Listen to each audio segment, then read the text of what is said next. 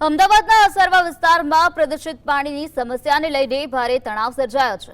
ભોગીલાલની ચાલી વિસ્તારમાં છેલ્લા 6 મહિનાથી ગંદુ પાણી આવતું હોવાની સતત ફરિયાદો હોવા છતાં કોઈ નિરાકરણ ન આવતા સ્થાનિકોમાં રોષ જોવા મળ્યો।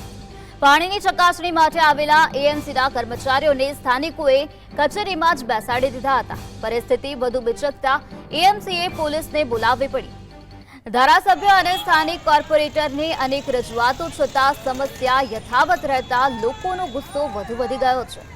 કર્મચારીઓ સામે સ્થાનિકોએ બળાપો કાઢ્યો હતો અને તાત્કાલિક શુદ્ધ પાણી પુરવઠાની માંગ ઉઠાવી છે। ત્યારે આ જ મુદ્દે વધુ માહિતી આપવા માટે આપણી સાથે સંવાદદાતા ઝલક જોડાઈ ગયા છે। જે ઝલક, શુદ્ધ પાણી પુરવઠા આપવા માટેની માંગ ઉઠાવવામાં આવે છે, લોકોમાં અત્યારે રોષ જોવા મળી રહ્યો છે, શું છે વધુ માહિતી?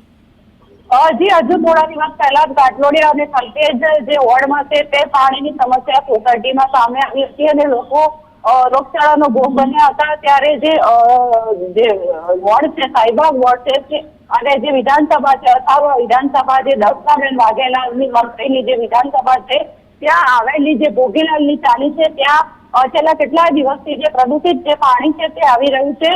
પ્રદૂષિત પાણી અંગે કોર્પોરેટરો અને જે ધારાસભ્ય છે તેઓને રજૂઆત કરવા છતાં છે જે સમસ્યાનો ઉકેલ લઈ આવતા લોકોમાં રોષ જોવા મળ્યો હતો। આજે જયારે અધિકારીઓ છે, કોર્પોરેશનના જે કર્મચારીઓ છે તે પોલ્યુશનની કામગીરી માટે આવ્યા હતા, ત્યારે લોકો એટલા રોષે ભરાયા હતા કે તેઓની ચાવી લઈ લીધી હતી અને તેઓને તે આક્રોશ વ્યક્ત કરી રહ્યા હતા।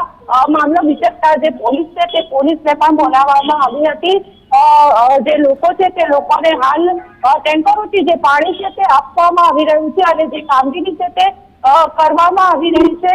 કહી શકાય કે જે લોકો છે તે લોકોમાં રોષ જોવા મળ્યો, કારણ કે કેટલાય દિવસથી તેઓ રજૂઆત કરતા હતા, પરંતુ જે પાણીની ફોલ્ટ શોધવાને બદલે જે ટેન્કરોથી જે પાણી છે તે આપવામાં આવતું હતું, સોલ્યુશન આવતું ન હતું। આખરે જે સોલ્યુશન લાવવાની માંગ સાથે લોકોએ અધિકારીઓ ઉપર છે તે રોષ વ્યક્ત કર્યો હતો। જી ઝલક, સમગ્ર માહિતી આપવા બદલ આભાર।